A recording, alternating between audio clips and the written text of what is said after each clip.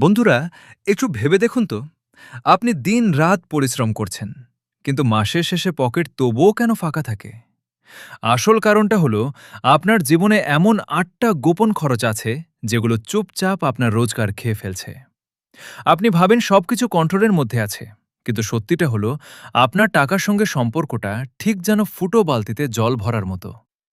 এখন ভাবুন, ওয়ারেন বাফেটের মতো একজন বিলিয়নিয়ার, যার নেটওয়ার্থ $১৩০ বিলিয়নেরও বেশি, যদি বলেন খরচের উপর কন্ট্রোল না থাকলে কোটি কোটি টাকা কামিয়েও মানুষ গরিবই থেকে যায়, তাহলে এর মধ্যে বিশাল একটা লাইফ লেসন লুকিয়ে আছে। ওয়ারেন আজও একই পুরনো বাড়িতে থাকেন, পুরনো গাড়ি চালন, আর প্রতিটা খরচ খুব ভেবে চিন্তে করেন। কারণ আসল ধনী হওয়া মানে বেশি আয় করা নয়, বরং অপ্রয়োজনীয় খরচ বন্ধ করা। এই ভিডিওতে আমি আপনাদের সেই ৮টা খরচ দেখাবো, যেগুলো ধীরে ধীরে আপনার কষ্টের টাকাটা খেয়ে ফেলছে। আর হ্যাঁ, ভিডিও শেষে থাকবে একটা স্পেশাল বোনাস টিপ, যেটা আপনার ব্যাংক ব্যালেন্সকে রকেটের গতিতে বাড়াতে পারে। তাই পুরো ভিডিওটা অবশ্যই দেখবেন। আর কমেন্টে লিখে জানাবেন এই ৮টা খরচের মধ্যে কোনটা আপনার পকেট থেকে সবচেয়ে বেশি টাকা নিয়ে যাচ্ছে। নম্বর ১, অকারণ শান শওকত আর দেখনদারি। বন্ধুরা, আজকের লাইফস্টাইলের সবচেয়ে বড় লুকানো খরচটা হলো দেখনদারির খরচ। একটু ভাবুন তো, কতবার আপনি শুধু অন্যদের ইমপ্রেস করার জন্য দামি কিছু কিনেছেন? কখনো নতুন স্মার্টফোন, কখনো ব্র্যান্ডের জুতো, আবার কখনো শুধু ছবি তোলার জন্য নামি ক্যাফেতে যাওয়া। এগুলো আসলে আপনার দরকার নয়, বরং নিজের ইমেজ দেখানোর একটা উপায় হয়ে দাঁড়ায়। সোশ্যাল মিডিয়া এই খেলাটাকে আরও বিপজ্জনক করে তুলেছে।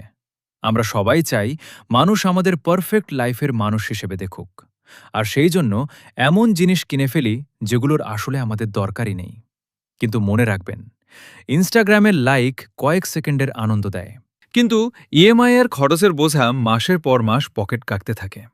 আসল সমস্যা হলো, এই খরচগুলো ধীরে ধীরে হ্যাবিট হয়ে যায়। আপনি ভাবেন একবারই তো করেছি, কিন্তু এই একবারই বারবার হতে হতে আপনার সেভিংস উধাও হয়ে যায়, আর আপনি ঋণের জালে আটকে পড়েন। এটা থেকে বাঁচার সবচেয়ে সহজ উপায়, নিজের প্রায়োরিটিস পরিষ্কার করুন। দরকার আর দেখনদারির পার্থক্য বুঝুন। টাকা খরচ করুন সেখানে যেখানে আসল ভ্যালু পাওয়া যায়, আপনার স্কিল, আপনার বিজনেস আর আপনার ফিউচারে। নম্বর ২, বারবার আপগ্রেড করার নেশা। একটা গ্যাজেট কিনলেন, কয়েক মাস পরেই নতুন মডেল চলে এলো, তখন পুরনোটা আর ভালো লাগে না। ফোন, ল্যাপটপ, টিভি, বাইক, সবকিছুর ক্ষেত্রেই আমরা নতুন আনতে গিয়ে পুরনোটাকে অকেজো ভাবতে শুরু করি। এই অভ্যাস শুধু টাকা খায় না, আপনার পরিশ্রমের কদরও কমিয়ে দেয়। কারণ প্রয়োজন অনুযায়ী নয়, বরং ট্রেন্ড অনুযায়ী জিনিস বদলালে খরচ সব সময় বাড়ে, আর ব্যাংক ব্যালেন্স কমে। যদি আপনি জিনিসগুলো তাদের পুরো সময়কাল পর্যন্ত ব্যবহার করেন, তাহলে সেই টাকাই আপনি ইনভেস্টমেন্ট বা এমার্জেন্সি ফান্ডে রাখতে পারেন। মনে রাখবেন, নতুন মানেই দরকারি, এমনটা নয়। অনেক সময় গুড ইনাফ সবচেয়ে বুদ্ধিমানের কাজ।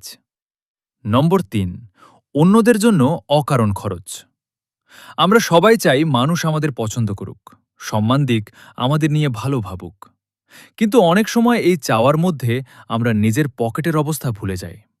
ভাবুন তো, কতবার আপনি বন্ধুর পার্টিতে সবার মতো দামে গিফট দিয়েছেন, শুধু পিছিয়ে পড়বেন না বলে? বা কোনো আত্মীয়ের খুশিতে এত খরচ করেছেন যে পরে মাসের পর মাস বাজেট মেলাতে হয়েছে? অনেক সময় আমরা শুধু না বলতে এড়ানোর জন্য খরচ করে ফেলি। যেমন, মাসের শুরুতেই টাকা টানাটানি থাকা সত্ত্বেও বন্ধুদের দামি আউটিং প্ল্যানে চলে যাওয়া। এটাই হলো পিপল প্লিজিং হ্যাবিট। অন্যকে খুশি করা খারাপ নয়, কিন্তু নিজের আর্থিক অবস্থা খারাপ করে কারো মন যে, তা বুদ্ধিমানের কাজ নয়। সত্যিকারের সম্পর্ক গিফটের দামের উপর নয়, বরং আপনার ব্যবহার আর সত্যতার উপর দাঁড়িয়ে থাকে। কাউকে সম্মান আর ভালোবাসা দেখাতে শুধু টাকাই একমাত্র রাস্তা নয়। আপনার সময়, সাহায্য আর ভালো কথা, অনেক সময় এগুলো টাকার থেকেও মূল্যবান।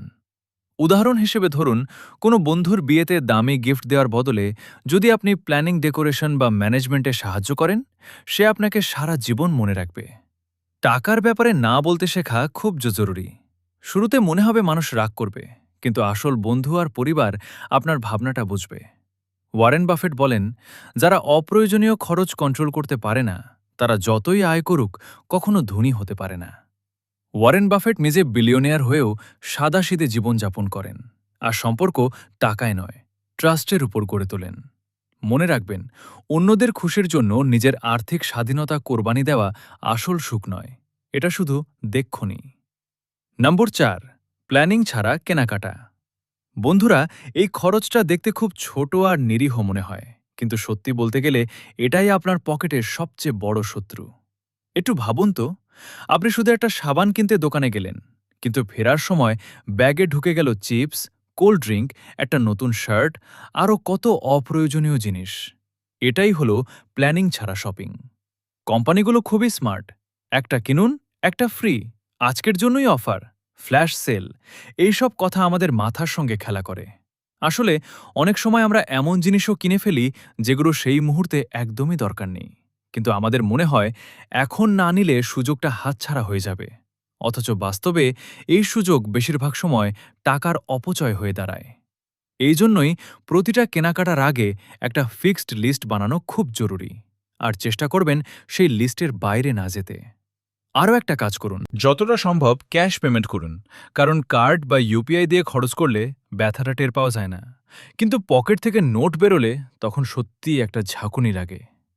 একটা কথা খুব মনে রাখবেন, যদি আপনি এমন জিনিস কিনতে থাকেন যেগুলোর দরকার নেই, তাহলে একদিন আপনাকে এমন জিনিস বিক্রি করতে হবে যেগুলোর দরকার আছে। বুদ্ধি করে করা শপিংই আসলে ধনী হওয়ার প্রথম ধাপ। নম্বর 5, দেখনদারি, মজা, ফুর্তি আর পার্টি। আজকাল অনেক মানুষের কাছে উইকেন্ড মানে একটাই জিনিস, বন্ধুদের সঙ্গে বাইরে বেরোনো, দামি রেস্টুরেন্টের ডিনার, ক্লাবে নাচ, সিনেমা দেখা বা হঠাৎ প্ল্যান করে ট্রিপে বেরিয়ে পড়া। আর প্রতিবারই পকেট ঢিলে। মজা আর রিল্যাক্স করা অবশ্যই দরকার, কিন্তু যদি প্রতিটা উইকেন্ডে ফুল অন স্পেন্ডিং করার অভ্যাস হয়ে যায়, তাহলে সেটা চুপচাপ আপনার সেভিংস গিলে খেতে শুরু করে। আসল সমস্যা শুধু এক রাতের বড় বিল নয়, সমস্যা হলো এই অভ্যাসটা বারবার রিপিট হওয়া। প্রতি সপ্তাহে একটু একটু করে টাকা উড়িয়ে দিয়ে আপনি কয়েক মাসে এমন একটা বড় অঙ্ক হারান, যেটা কোথাও ইনভেস্ট করলে অনেক বড় হতে পারত। এখন ভাবুন তো, মাসে শুধু 2টা উইকেন্ড বাইরে মজা করলেন, আর বাকি 2টা উইকেন্ড বাড়িতেই বন্ধুদের সঙ্গে গেম, নাইট পটলাক, ডিনার বা মুভি নাইট করলেন। মজাও পাবেন, আবার খরচও প্রায় অর্ধেক হয়ে যাবে।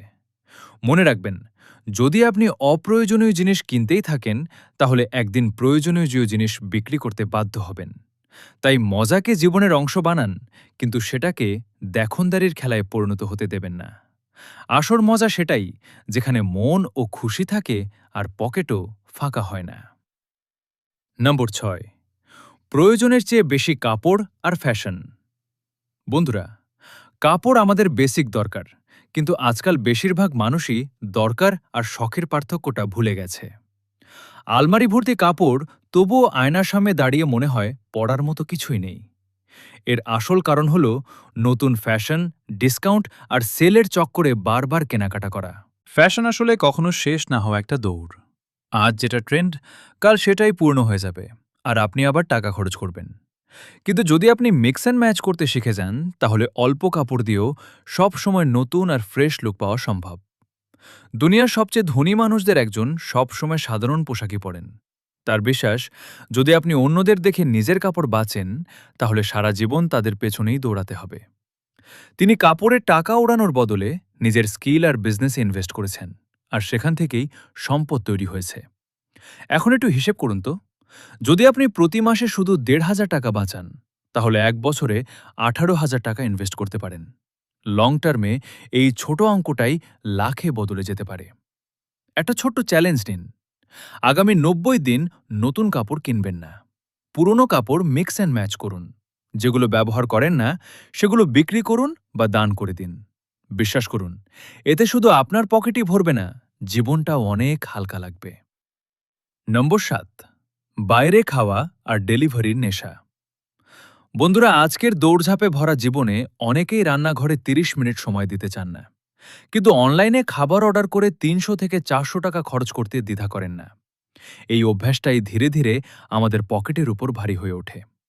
ভাবুন তো, আপনি যদি সপ্তাহে মাত্র ৩ বার অনলাইনে খাবার অর্ডার করেন আর প্রতিবার গড়ে ৫০০ টাকা খরচ করেন, তাহলে মাসে খরচ দাঁড়ায় প্রায় ৬,০০০ টাকা। আর যদি প্রায় প্রতিদিনই অর্ডার করার অভ্যাস থাকে, তাহলে এই খরচ 10,000 থেকে 15,000 টাকা পর্যন্ত পৌঁছে যেতে পারে। একটা রিপোর্ট অনুযায়ী ভারতে অনলাইন ফুড ডেলিভারির গড় বিল সাইজ প্রায় 400 থেকে 445 টাকা। আর এই মার্কেট প্রতি বছর দ্রুত গতিতে বাড়ছে। মানে কি? আপনার ডিমান্ড যত বাড়ছে তত দ্রুত আপনার টাকা বাইরে চলে যাচ্ছে। এখন এটাকে একটু ইনভেস্টমেন্ট মাইন্ডসেট দিয়ে ভাবুন। আপনি যদি প্রতি মাসে বাইরে খাওয়ায় 10,000 টাকা ওড়ানোর বদলে সেই টাকায় এসআইপিতে লাগান আর গড়ে 12% রিটার্ন ধরেন, তাহলে 20 বছর পরে আপনার কাছে প্রায় 1 কোটি টাকা হতে পারে। তাহলে আসল প্রশ্নটা কি? আপনি কি আজ পিৎজার বার্গারের আনন্দ চান, নাকি ভবিষ্যতের জন্য একটা বড় রিটায়ারমেন্ট ফান্ড তৈরি করতে চান? বাইরে খাওয়াকে লিমিট করুন, বাড়ির খাবারকে হ্যাবিট বানান। টাকা বাঁচবে, স্বাস্থ্যেরও লাভ হবে। নম্বর 8, সাবস্ক্রিপশন আর মেম্বারশিপের অপ্রয়োজনীয় খরচ। আজকাল জীবনের প্রায় সবকিছুর জন্যই সাবস্ক্রিপশন আছে। Mobile data plan, OTT platform, gym, music app, online course. আর সত্যি কথা বলতে গেলে এর মধ্যে অর্ধেক জিনিসই আমরা ঠিকমতো ব্যবহার করি না। মাসের শুরুতেই অটো ডেবিট হয়ে টাকা কেটে যায়, কিন্তু খেয়ালই থাকে না যে গত মাসে সেই অ্যাপ বা সার্ভিসটা আমরা একবারও খুলিনি। ব্যাপারটা ঠিক এমন, প্রতি মাসে খবরের কাগজের বিল দিচ্ছেন, কিন্তু কাগজটা হাতে তুলছেন না। এই ছোট ছোট খরচগুলো দেখতে তুচ্ছ লাগে, কিন্তু বাস্তবে এগুলো এমন যেন কেউ চুপি চুপি আপনার পকেট থেকে কয়েন বের করে নিচ্ছে। আর সমস্যা হলো, আরে এতটুকু খরচ ভেবে আমরা এগুলো কখনো বন্ধই করি না। ওয়ারেন বাফেটের একটা নিয়ম আছে, ছোট খরচ থেকেও সাবধান, কারণ ছোট একটা ছিদ্র বড় জাহাজ ডুবিয়ে দিতে পারে। আপনি যদি শুধু সেই জিনিসগুলোর জন্যই টাকা খরচ করেন যেগুলো সত্যিই দরকার, তাহলে আপনার সেভিংস প্রতি মাসেই বাড়তে থাকবে। এতক্ষণ আপনি সেই 8টা খরচ সম্পর্কে জানলেন, যেগুলো ধীরে ধীরে আপনার পরিশ্রমের আয় শেষ করে দিচ্ছে। এর মধ্যে কিছু খরচ আমরা প্রতিদিনই করি, আর বুঝতেই পারি না এইগুলোই আমাদের ধনী হওয়ার পথে সবচেয়ে বড় বাধা। মনে রাখবেন, ধনী হওয়া ভাগ্যের ব্যাপার নয়, এটা নির্ভর করে বুদ্ধিমান সিদ্ধান্তের উপর। যারা নিজেদের দৈনন্দিন ফালতু খরচ কন্ট্রোল করতে পারে, ভবিষ্যতে তারাই আর্থিকভাবে শক্তিশালী হয়। আজ যদি আপনি এই অপ্রয়োজনীয় খরচগুলো কমান, তাহলে ভবিষ্যতে আপনার পকেট ফাঁকা নয়, ভরাই থাকবে। বোনাস টিপ: আগে নিজেকে পেমেন্ট করুন। ওয়ারেন বাফেট বলেন, খরচ করার পরে যা বাঁচে সেটা সেভ করবেন না, বরং আগে সেভ করুন, তারপর যা বাকি কি থাকে সেটা খরচ করুন। ধরুন আপনার মাসিক আয় আছে। যদি আপনি মাসের শুরুতেই 3,000 টাকা আলাদা করে এসআইপি বা মিউচুয়াল ফান্ডে ইনভেস্ট করেন, তাহলে বছরের শেষে সেটা প্রায় 36,000 টাকা হয়ে যাবে। লং টার্মে এই ছোট অঙ্কটাই লাখে পরিণত হতে পারে। এখন সিদ্ধান্ত আপনার। আপনি কি এই কথাগুলো শুনে ভুলে যাবেন, নাকি আজ থেকেই শুরু করবেন? যদি পরিবর্তনের জন্য প্রস্তুত থাকেন, তাহলে নিচে কমেন্টে লিখুন শুরু। আর হ্যাঁ, এই ভিডিওটা আপনার বন্ধু আর পরিবারের সঙ্গে শেয়ার করুন।